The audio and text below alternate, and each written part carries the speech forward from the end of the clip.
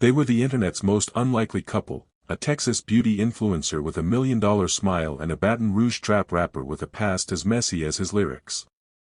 Elsa and Tyreek lit up social media with their chemistry, bougie meets hood, glam meets grit. Every post, every TikTok, every look they gave each other screamed goals. But behind the filters and the matching outfits was a slow-burning fuse. And when it finally blew, the fallout was brutal. Her final words weren't whispered in sorrow, they were spit out like venom. "You bitches are so basic. He never even loved y'all." Seconds later, she was gone. Silenced. Forever. What happens when clout, obsession, and jealousy collide in the most twisted love triangle, no, quadrangle, you've ever heard of? This isn't just a murder story. It's a blood pact gone viral. A ritual carried out in high definition. A crime so disturbing, it left even the jury in tears. Before we unpack the dark and deadly saga of Tyreek and Elsa, before we open the door to the horror that was waiting behind the ring light, make sure you like this video and subscribe, where love and death dance in the same bed. In the sweltering underbelly of Baton Rouge, Louisiana, 26-year-old Tyreek Malone was more than just a local trap rapper, he was a symbol of hood royalty. His name rang bells across 5 parishes, not because of chart-topping hits, but because of street lore, whispered drama, and a reputation that was half legend, half liability. Despite barely brushing the edges of mainstream success, Ricky had a following that was cult-like and loyal. His mixtapes were passed around like holy scripture, his face was painted on murals, and his baby mamas? They were as infamous as he was. His love life was chaotic, overlapping, and always messy. 5 kids by 5 different women, each relationship more volatile than the last. Tyreek's charisma was the kind that didn't ask for attention, it demanded it. He walked into a room and sucked the oxygen out. He didn't just flirt, he possessed. And when he talked, even his enemies listened. His charm was a loaded gun, dangerous, desirable, and too often pointed at the wrong people. Then came Elsa. 24, stunning, light-skinned, with a voice like silk and politics sharper than glass. Elsa Ellis wasn't like the other women in Ricky's world. She didn't just wear designer, she dissected the politics of it. She was a self-proclaimed socialist, a beauty influencer with a degree in black feminist theory, and a social media following that worshipped her for mixing anti-capitalist sermons with flawless makeup looks. One day, she'd be on TikTok reading Asada Shakur quotes while blending foundation, the next, she'd be thrifting $1,200 coats and calling it class warfare couture. Her fans called her bougie radical, and she loved it. She came to Baton Rouge for a documentary project, a deep dive into the intersections of poverty, beauty, and the performance of power in the Deep South. But what started as research quickly turned personal when she crossed paths with Ricky. They met at a community cookout where Elsa was interviewing organizers, and Ricky was posted up like local royalty, gold grill glinting under the sun. She'd heard about him in whispers, half warning, half fascination. He spotted her across the lawn, holding a mic and wearing Balenciaga sneakers with a Malcolm X hoodie. "Damn, you look like you read bell hooks and break hearts," he told her. She laughed, and it was over. Their chemistry was undeniable, chaotic, and instantly viral. Elsa posted a TikTok of them titled, "Poverty, but make it aesthetic," him counting singles, her talking about capitalism, both of them dripped out in thrifted fits. The internet went wild. #Ricky and Elsa trended for 2 weeks. People called them the new Bonnie and Clyde, the hood philosopher and the hood princess. But not everyone was clapping. Behind the filters and viral videos, the tension was already bubbling. Because while the internet was shipping them hard, 3 women in particular were watching with venom in their eyes. Women who'd known Ricky intimately, who'd birthed his children, held him down during court dates and jail time, fought over him, cried for him, and now watched him play house with a light-skinned outsider who spoke like she was smarter than everyone else. Elsa was everything they weren't. She didn't just have Ricky's attention, she changed him. He posted her, defended her, even called her his piece in a caption. It was like watching someone redecorate a house you built from the ground up. The three women, Rachela Bricks, Dominique Dalla Keys, Quinessa Nessa Blue Riggins. 3 women. 3 kids. Riki's most volatile baby mamas. 3 reasons to hate Elsa. They didn't know each other. Not really. Maybe had seen each other at court dates, maybe passed in the parking lot of Riki's studio once or twice. But they were from different parishes, different circles, different versions of hell. The only thing they shared was the same man, and now, the same enemy. It started small. Rachela saw one of Elsa's TikToks, the one where she called herself the hood anthropologist. She was applying lip gloss and talking about generational trauma like it was a fashion trend. That video got under Rachela's skin like a splinter. She sent it to Dominique, who responded with a voice memo that simply said, "This bougie bitch gotta go." Dominique had already been investigating Elsa on her own. That's who she was, always 10 steps ahead, always thinking like a scammer. She'd already pulled Elsa's LLC filings, her last 3 known addresses, even hacked a brand email Elsa used for sponsorships. She had screenshots, receipts, and a burner phone ready. Quinessa came last. She was older, quieter, and way more dangerous. The kind of woman who didn't scream, just stared. Her juvie record was sealed, but anyone from West Feliciana Parish knew what she did at 15. They still whispered about it in barbershops. When Rachela and Dominique brought her in, she didn't ask questions. She just said, "Let's make it spiritual." They called themselves the Blood Baptists. It started as a twisted inside joke, a little bit of hood humor, a little bit of ritual revenge. Cleansing the soul in blood. Rebirth through rage. They talked about Elsa like she wasn't real, like she was a symbol, a warning. Group chats turned to group rituals. Late-night voice notes laced with threats. Burner phones filled with DMs drafted in candlelight. Rachela, 31, an ex-stripper who had once danced under the name Voodoo, turned spiritual advisor. She said she could read spirits through candle wax and anoint curses with Florida water. She started burning black candles for Elsa every Friday, whispering chants and spitting on Elsa's pictures. Dominique, 29, was already running 4 scams at once. Credit card fraud, beauty brand theft, ghost LLCs, identity theft. She didn't see this as a crime. She saw it as business. Elsa was in the way, so she had to be removed. Quinessa, 35, a former gospel singer with a violent past and a sealed juvie record for attempted murder at 15. She prayed over knives. She said nothing at first, but she always brought the sharpest tools to the table, literally. And when she said, "We need to bleed her," nobody laughed. That's when it started. Elsa's dog, a rescue pit named Bessie, stopped eating. Within 48 hours, Bessie was dead. Poisoned. The vet called it antifreeze. Elsa cried on camera, posted a TikTok about toxic haters poisoning my peace. Comments flooded in, sympathy, outrage, support. But the Blood Baptists were just getting started. Then came the flat tires. Then the salt circles poured at her front door. Then the cryptic DMs from burner accounts that said things like, "A candle's burning for you," and "Spirits don't like thieves." But instead of running, Elsa leaned in. She turned the threats into content. Called it spiritual stalking. She lit her own candles on camera, staged readings, played eerie music behind monologues about being targeted by hood witches. She made TikToks with titles like, "They're trying to curse me, but I'm too pretty to die." The views skyrocketed. Her aesthetic shifted, more shadow, more drama, more bad bitch in danger energy. She wore white for protection.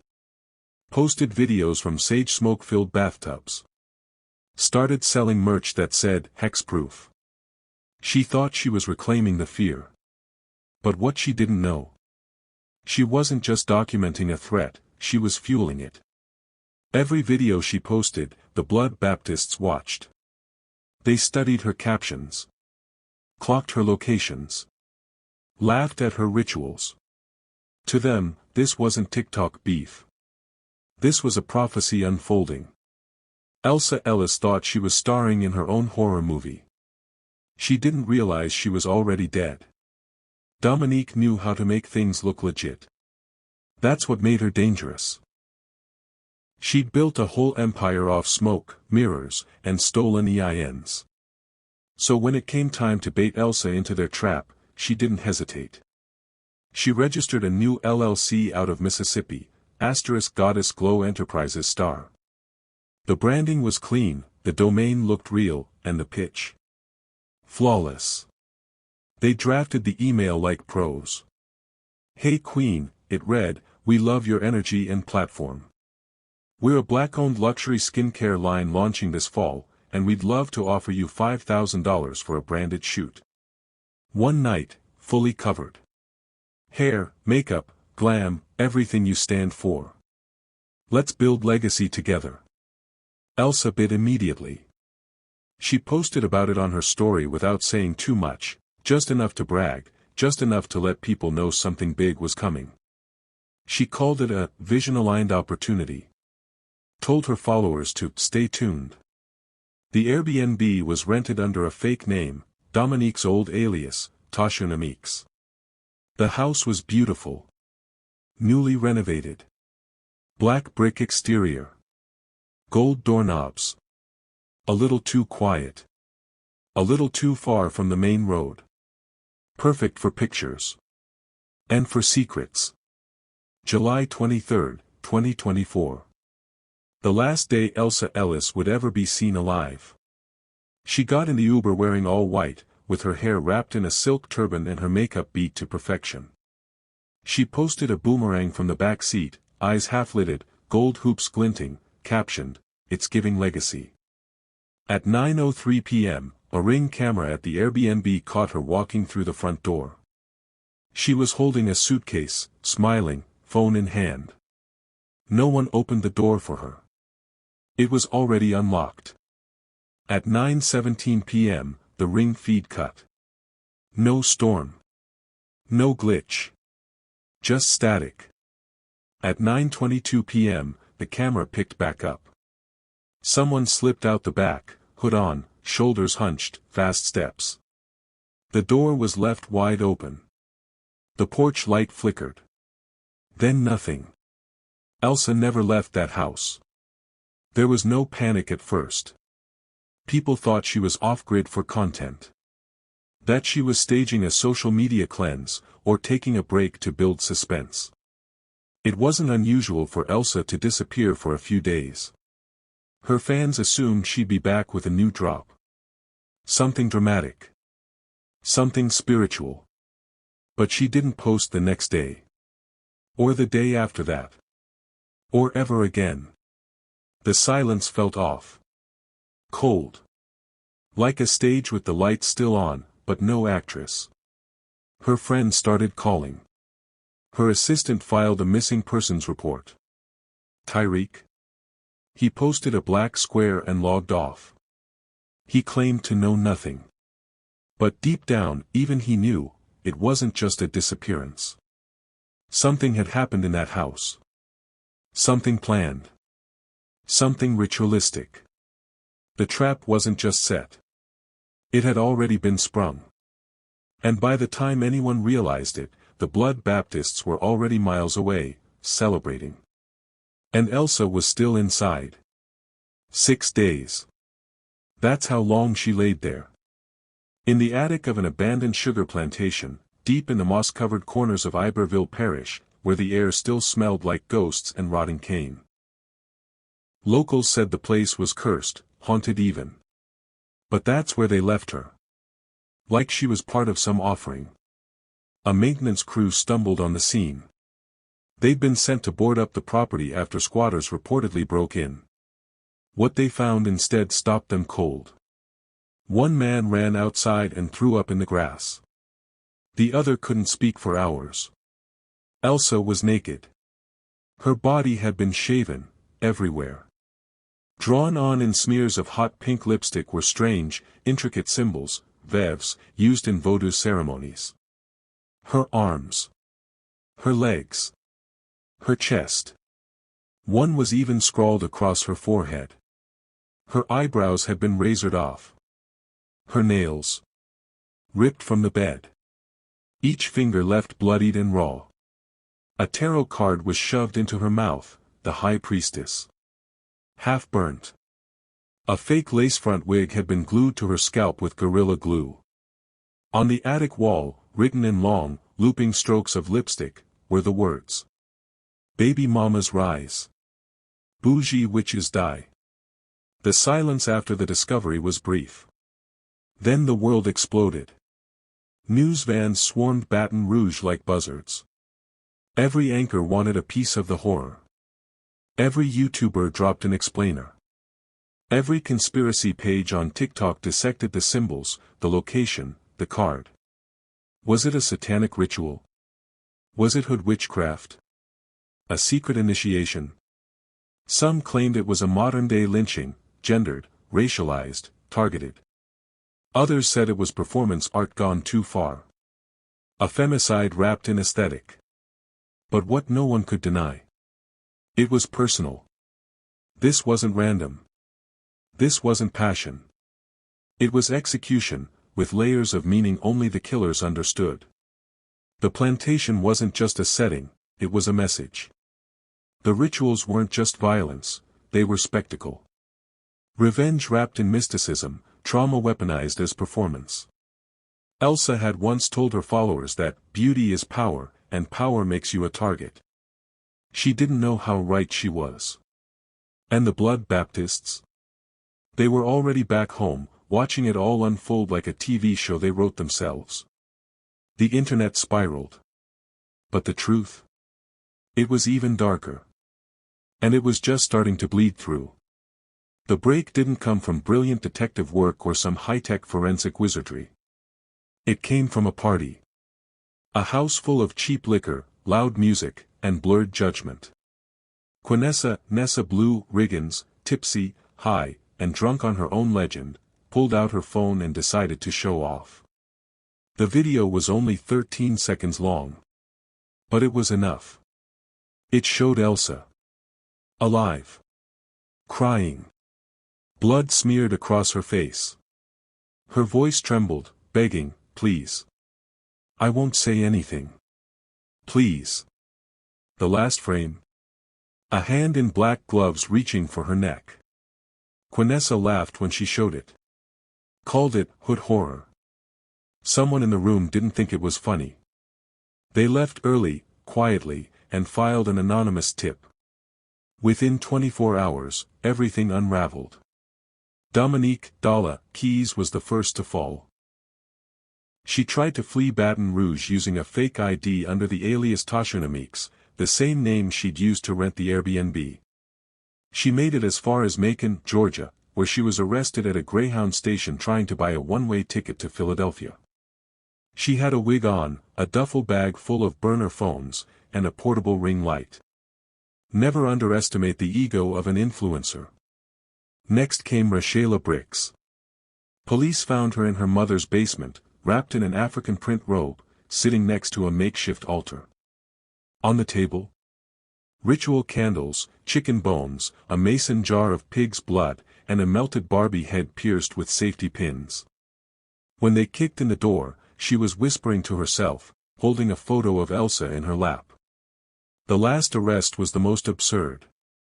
Quinessa, once a gospel prodigy, now a viral villain, was found in a Waffle House on the edge of town.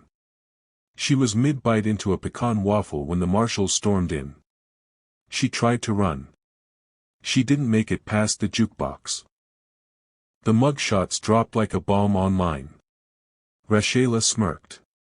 Dominique looked defiant.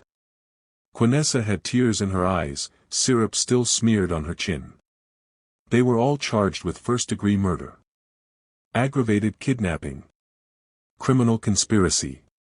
And something else the prosecutor called psychological terrorism. The public dubbed them witches, cultists, monsters. But what made the case so chilling wasn't just what they did, it was how confidently they did it. How carefully it had been planned. The trial was set. And the whole world watched, like a finale no one wanted to see, but couldn't look away from.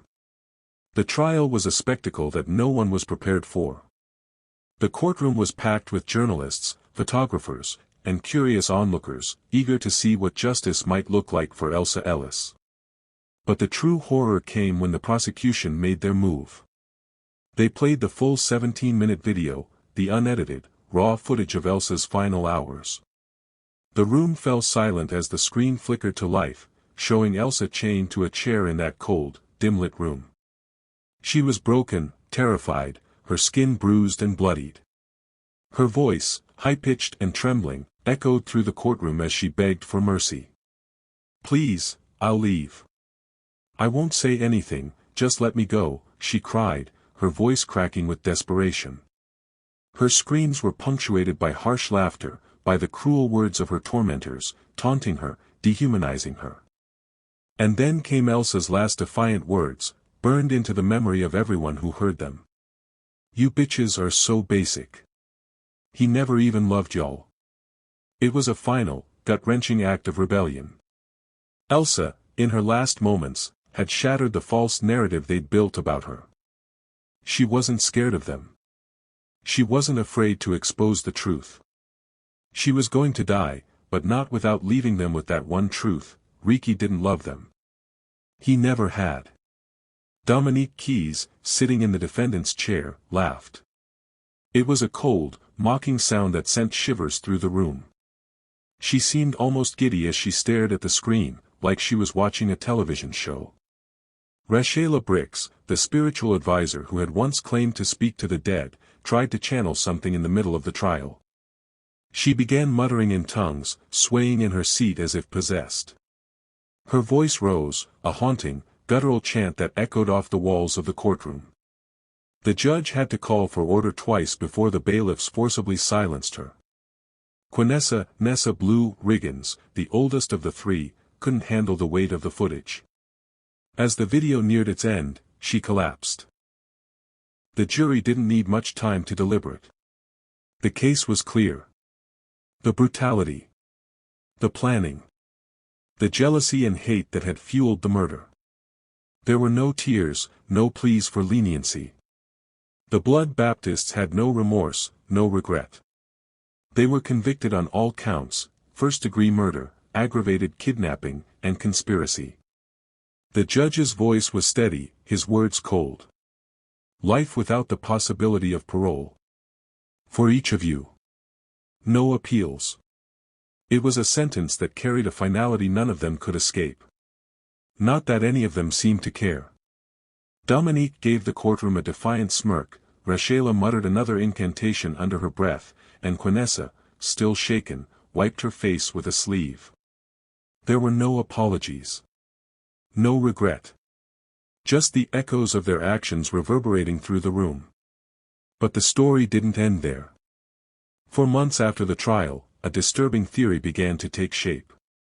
It started as whispers, subtle, unverified, but soon, the rumors spread like wildfire. Was there a fourth woman involved in Elsa's murder? A woman who had never been identified, never been arrested? Someone who might have been the one behind the camera, the one capturing every moment of Elsa's torment. The DMs Elsa received in the weeks leading up to her disappearance were like a puzzle, a cryptic riddle wrapped in venom. The writing style in those messages didn't match the tone or cadence of the Blood Baptists. It wasn't Rachela's spiritual rants. It wasn't Quinessa's broken, violent threats. It wasn't Dominique's cold, calculating insults. It was something different. The DMs had a precision, a subtlety that felt more deliberate, more calculated, as though someone who wasn't directly involved in a feud had been pulling strings from the shadows. The investigators dug deep, but there was no trace of her, no name, no face. But then, during Tyreek Malone's testimony, a moment of stunning honesty broke through the facade. When asked about Elsa's murder, about the chaos it had caused, Tyreek hesitated. He wasn't known for being forthcoming, but under the weight of the trial, he cracked. "I had a fifth baby mama," he admitted, his voice low. "I just never said her name." A gasp rippled through the courtroom. Tyreek had never mentioned a fifth woman, not in any of the interviews, not in any of the police reports. And yet, here he was, confirming her existence. But who was she? Was she the one who filmed the brutal torture? Was she the mastermind behind the Blood Baptists' plot, or had she been the quiet observer, watching from the shadows, making sure everything went according to plan? The investigation into Tyreek's confession went nowhere. No one could find this mysterious fifth woman, this secret baby mama, who had never surfaced in any of the police files or media reports. Her identity remained a mystery. But one thing was clear, there was more to the story than the authorities had uncovered. And in the deepest corners of the web, the conspiracy grew. The video of Elsa's last moments, the raw, uncut footage of her screams and defiance, still existed. It was being shared, mirrored, encrypted, passed between anonymous users like a macabre trophy. The Blood Baptists may have been locked away, but their influence lived on, spread by those who had witnessed their cruelty firsthand. Elsa's story was no longer just hers. It had become something bigger. And as long as the video of her last moments remained in circulation, the truth would never be fully known. The question was no longer who had murdered Elsa Ellis, it was who was still out there, pulling the strings in the darkness, ready to write the next chapter of a tragedy that never seemed to end. What begins as jealousy can curdle into something darker when left unchecked. Elsa's murder wasn't just about love or clout, it was about power, identity, and rage given form. This wasn't just a crime, it was a performance. A tragic, twisted spectacle that played out on a stage built by social media, by the internet's insatiable appetite for scandal and drama. Every move, every message, every post became part of a narrative that would unfold in front of millions, the audience both complicit and voyeuristic in its thirst for violence. The Blood Baptists didn't just want revenge, they wanted to be seen. And the internet? It gave them the perfect stage, where every betrayal, every scream, and every life lost could be turned into clicks, likes, and shares. But what really happened here? Was Elsa's death a calculated act of revenge, a way for the Blood Baptists to reclaim what they felt had been stolen from them? Or was it something more sinister, something deeper? Could it have been a ritual, a blood sacrifice designed to symbolize something much darker? If this case shook you, left you questioning everything you thought you knew about jealousy, power, and the lengths some will go to for revenge, make sure to like this video and subscribe, where each case is more disturbing than the last, and where love doesn't just turn deadly, it bleeds into the abyss.